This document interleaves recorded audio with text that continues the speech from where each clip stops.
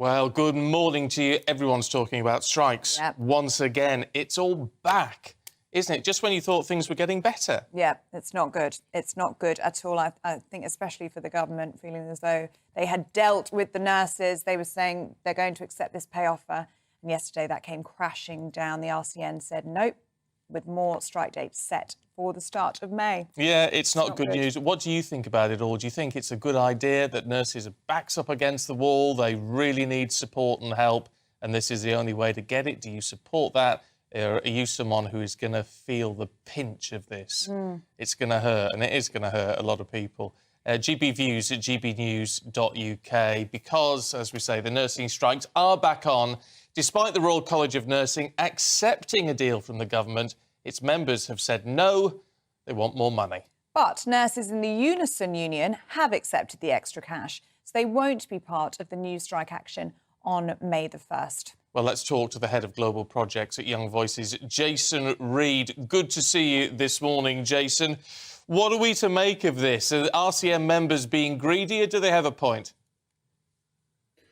Good morning. Look, it's a really difficult situation, and no one wants to see nurses or doctors being stiffed and getting less money than they should. But I'm afraid it's got to the point now where it really is unsustainable. When you've got the members actually disagreeing with the union recommendation and refusing to take the offer that's on the table that their own union thinks they should take, it leaves the government in an impossible position now, because how are you supposed to negotiate with that? A lot of the demands that have been coming from the junior doctors, for example, for a 35% pay rise, that's an enormous demand, and it's just not sustainable when it comes to public finances. Ultimately, the money has to come from somewhere, and there are two places it can come from. It can come from the government directly, in which case it's funded by our taxes. We already are on course to have the highest tax burden since the Second World War, and people are being squeezed in the cost of living. It doesn't make sense to be raising taxes even more for this and baking in inflation in this way. The other place it can come from is from the NHS budget directly, which sort of undermines the argument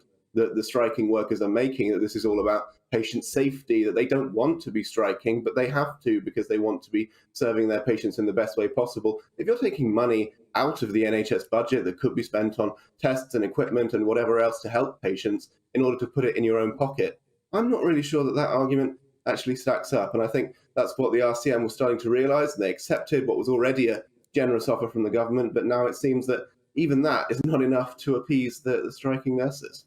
No, it's not. And it's not good news and it's not bad news. It's just a mess, isn't it, Jason? I mean, the nurses are in a mess because we have the Unison nurses, 100,000 of them who have accepted this deal. Then we've got the RCN nurses, 500,000 of them, who've rejected this deal. It does make you wonder how those Unison nurses are feeling now, that their colleagues who they were once stood with on the picket lines are going to continue, and they've accepted probably what's going to end up being a lesser deal.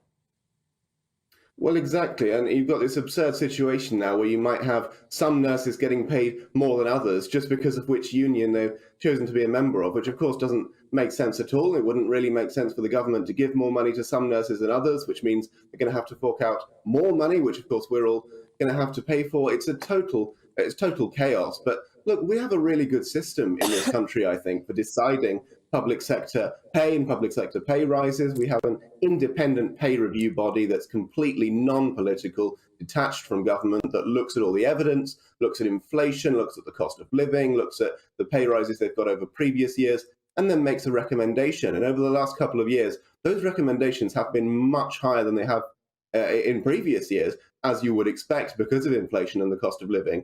And the government has, in large part, just accepted those recommendations entirely. They haven't tried to quibble with it and give less than the independent body recommended. But still, you've got workers going on strike and demanding ridiculous pay rises, like 35%, which they calculate by seemingly adding up all the pay rises they would have liked to get for the past decade, which means they're demanding a mammoth one right now and walking out of hospitals in the process. It's just not a sustainable situation. And then, of course, you've got the impact of the strikes themselves, and you have the slightly ridiculous situation where the government has to keep issuing these warnings to people: don't do anything risky, don't take any risks at the moment, because there aren't any doctors in the hospitals. And so you're definitely going to have an increase in excess deaths. It seems inevitable when doctors and nurses are on strike, all of which is completely avoidable, and all of which it just harms everybody. Nobody wins from this situation. Of course, what we need to do is get the economy back on track, and that will help a lot of this. I know a lot of it is outside of British control, some of it at least. What do you make of the Chancellor? Britain is back, he says, after returning from the IMF. Now, look, he was only saying a couple of days ago that the IMF was talking Britain down because they're saying our economy's going to shrink by 0.3% in the next 12 months. But now he's come back saying, actually, they love my growth plans. Do we believe him? Well, the economy is in a very difficult place, but Jeremy Hunt perhaps sees that recovery is coming. He sees that inflation is on the way down, and quite understandably, he wants to take some of the credit for that. He wants to be able to say, look what I'm doing for the next year or so when it comes to the economy. And then, of course, when we come to an election next year, he'll be able to then boast to voters about how much better the economy is in 2024 than it was back in 2022, for example. But things like the nurses and the junior doctors going on strike threatens to make that worse because it threatens to bake in inflation. Of course, Andrew Bailey, the governor of the Bank of England, has advised the government to be cautious, which is sensible, and not give whopping great pay rises to the public sector unnecessarily because it threatens to keep inflation high, which, of course, everybody suffers from, including NHS workers. When it comes to the economic situation more broadly, I'm afraid a lot of the policies we're seeing at the moment are sticking plasters. Unless we get some real root and branch reform, unless we get some substantial tax cuts and deregulation to stoke economic growth, we're not going to get out of this situation where we're spending more than we bring in. We are living beyond our means as a country. Our healthcare bill, our pensions bill, it's just unaffordable because we're spending money that we don't have and just handing down this debt to future generations and hoping that they'll take care of it. And Jeremy Hunt, at the moment at least, doesn't really have an answer for that. OK, Jason. Thank you very much.